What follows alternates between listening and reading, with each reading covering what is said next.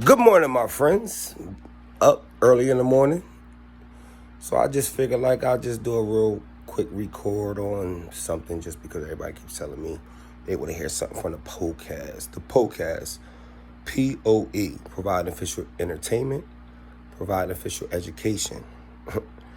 Planet of Earth, this is what we do.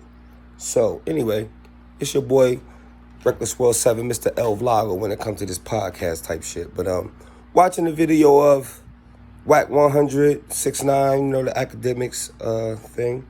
If you watched it or if you haven't watched it, I say this for all niggas that's in the streets, everybody that want to live that street life, entertainers, and those who really don't understand the whole philosophy of rap thugging and street thugging. Watch the video. 6ix9ine did exactly what the average kid would do and think. I think if you really understand what Wack 100 was saying, I'm glad he did the video. I'm glad he did the interview because at least it got to be addressed. I think what people don't like is that he keeps saying, no, 6ix9ine isn't a gangster. He's a civilian. He did exactly what he was supposed to do. And people like, nah, you promoting rat and blah, blah. Nah, what I'm trying to tell you is what I believe he's doing, what I see from this as being older, being in the game a long time. I'm 45, you feel me? So I done went through all them stages and I didn't raised in the streets. I was raised, mom, dad, they struggled the best to make sure that their children had better, like we all want to do for our kids. My parents is just one of the parents that stuck together and did it as a unit. And I happen to be in a community where there's not a lot of me around. But that's not a good or a bad thing. It's a lesson because I was raised to read, study, learn. I was a book nerd, good kid and the whole shit, trained how to box, fight, wrestle, and the whole nine. So I was prepared for the streets, but I wasn't mentally prepared for the streets. The best thing I ever did in my life was to live it. That's why on my back this is Project Life. Gotta love it, gotta live it. So until you can understand what it is to be at the bottom and understand what it is, or at least to be able to walk the walk with those. Like when Jesus walked the planet, he walked in the hood. He didn't walk in the churches and all that other extra shit. So I got the opportunity to research, learn, just like Jesus did when he left. And last time y'all heard about him as a kid, he was talking to the priests and the Pharisees and building with them. And then he was going at 12. And then when he came back, 33. So like me, like him, he went around the world. He studied, he learned life, culture, everything, just like I did. I'm a military brat. I lived a whole bunch of places. Born in VA, moved to PR till I was 5, came back to VA, Jersey, VA, a whole bunch of moving around. I experienced a lot of people, a lot of different cultures, all the way up until this day. That being said, being a nigga who can think like them and understand the life of us, the ones that they try to break. Hell, if I was raised to be a doctor or a lawyer, but I grew up in the hood, I still want friends. I'm a tribal man, I'm black. I want to be around my kin, my people. So of course, if my people are in the struggle, I'm going to learn to struggle with them. If I really want to be like them, if I'm about that life, if I understand the life, I want to be around my brothers, I'm going to be with them. So that was me. Some people say done, some people say whatever. But if you ain't live my life, you can see my life and say, yo, mom, dad, yo, he's stupid. But you didn't live my life, so you don't know what it is that I went through. Like, I don't know what it is that you went through. But see, I've been able to live with brothers that done been through the worst. My best boy, he done lived some shit that you niggas rap about that they never had to go through. So, like, I experienced this shit secondhand. Straight up. Things that I experienced firsthand. But I mean, as far as the struggles of growing up as a kid without a mother or a father, that type of shit, I didn't have that. But I understand what it is now. You know what I'm saying? That to be said, what Wack 100 was doing was telling you niggas that's out here in this game, streets, whatever, learn and recognize who the fuck you bringing with you. Simple and plain. You bringing niggas in for money? What Wiz say? Loyalty over royalty. Lemon Pepper. Go listen to what he said. Vito Clap. Wiz. The Lemon Pepper remix. It's loyalty over royalty. See, when you don't go through the struggle, you ain't put that work in, you ain't go through your whatever it is that you got to go through to solidify yourself, you don't know what it is to go through the pain, the struggle, the loss. I did 3 bids, 2 state, 1 fed. So I done been through the struggle. Niggas done lived a life, and I done went through all the consequences that niggas ain't never even experienced yet. That means nothing. It was for me to be more aware of what was going on in a life that I didn't grow up in or I wasn't experiencing in the household. That being said, know who the fuck you putting in your camp. Niggas chase money and got a nigga around them that knew too much, too fast, and hadn't put in the work. Had nothing over his head. And then he telling you, fucked his girl and kidnapped him, so he told. A nigga from the streets with money who got a team and feel his team ain't holding it, go and build a team on the low. Take care of that for me then. And if you the money maker, then you are the leader. You are supreme.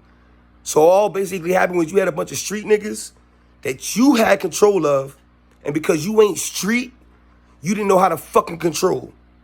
So what happened? When pressure was, they realized you didn't understand shit and you wasn't about that life, they applied pressure. They raped you, nigga. And you did what most niggas would do. Get mad and tell, nigga. Because you ain't really about that life. And that's what he kept saying. Nigga, your brain got you thinking you a gangster and you a killer and that you gonna come in this world and change the rules, whether they seem dumb or not. It's the rules. Like he said, if you play baseball, you play baseball. You play football, you play football. You play hockey, soccer, whatever the fuck it is that you do, you choose to do it. If you choose to do it, you can't try to philosophize the rules of that game. It's already been played before you got in it. So play it, motherfucker. And if you don't, consequences. All Wack is letting everybody know that's like us that went through it and say that we live that life and we trying to do better. Recognize who the fuck in your camp. It's that simple. If you know a nigga not about that life, stop giving that nigga information he don't need. If you know this nigga is pussy whipped over a girl, he gonna lose it because he act too stupid, stop putting that nigga in situations. Every day that you live, that new day is a new day of everybody you fucking dealt with yesterday. And that nigga can change and that bitch can change no matter what the fuck you think. Just like you can change on them. We got our own feelings and emotions. We cheat for the reasons we cheat. We leave people for the reasons we leave. We love the reasons we love. We hate the reasons we hate. We all individuals. Some of us can grasp that same energy and run together. Others run with the pack. At the end of the day, we all looking for a family, especially Black Americans, Spanish Americans. We looking for tribes. Well, nah. You Latin niggas, y'all got your own tribe. Y'all just got it fucked up thinking y'all ain't us. But fuck all that shit. Know your history. That's another story on the podcast. Cold hard facts. But at the end of the day, it's on every individual person, whether you in the streets, business, work, whatever, to be responsible for the self and who you keep around you. That's all I'm saying. Like I told him about my cousin, it was on me. I peeped, looking back, hindsight, I see where I shouldn't have ever fucked with that nigga. Foresight, I didn't have then. But because I went through those consequences and I understand this world, grimy. No matter what your financial state is. Everybody ain't woke. Everybody don't do things for the betterment of all of us. You don't look at your brother like you look at yourself. You don't treat your sister the way you treat yourself. And I don't mean sister being black. I mean any woman, any man. Because at the end of the day, only race I know on this planet is human. It's kind of crazy how in the Bible, what did God do when he was building the Tower of Babel? Said, look at what they do when we were all one. He said, go down there and confuse them. That don't sound like a God that's in control. But that's your book. We confused now. Seems like somebody came down and seen that when we become one and understand that we all one, there's an issue. So confuse them, make them look at each other on a color basis. A color basis. And a history basis that ain't real. YouTube is alive, nigga. My Latinos, go look up your history and how become you speak Latino if you from America. Don't tell me you're a Taino Indian and all the other extra shit and you speaking Spanish and proud to be a Puerto Rican. Nah. What's the Taino language? Be proud to speak that if you a fucking Puerto Rican. Niggas like me, we don't know where the fuck we came from. We was already here before they got here. They fucked up our history. The darker ones in America, they fucked our shit up. We don't know who's what. That's why they said they was vicious to us. It's the English, though. Just talking about the English. We ain't even talk about the Spanish. We ain't gonna talk about the beauty of a black man in Russia at that time. We ain't gonna talk about why Hitler hated the white Jews so much.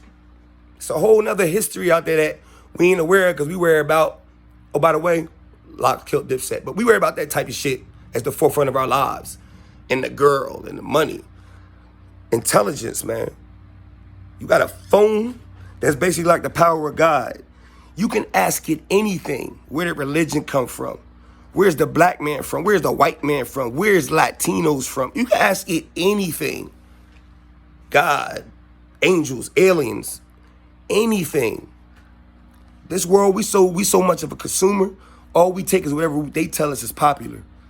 I'm just saying to you, in the midst of all of this shit, be aware and be awoke. You are an individual. You love yourself. When you look in the mirror, you are only you. There ain't no other you. Even if you had a fucking twin, they can't think like you. You might have some blendings, but you still think for yourself. So remember, the most important person on this planet first is you. If you don't take care of you, you can't take care of nothing else behind you. Welcome, because this is what's coming soon on Cold Hard Facts, the Podcast. P.O.E. P.O.E. Provide official entertainment, provide official education on the planet of Earth. Let's get it.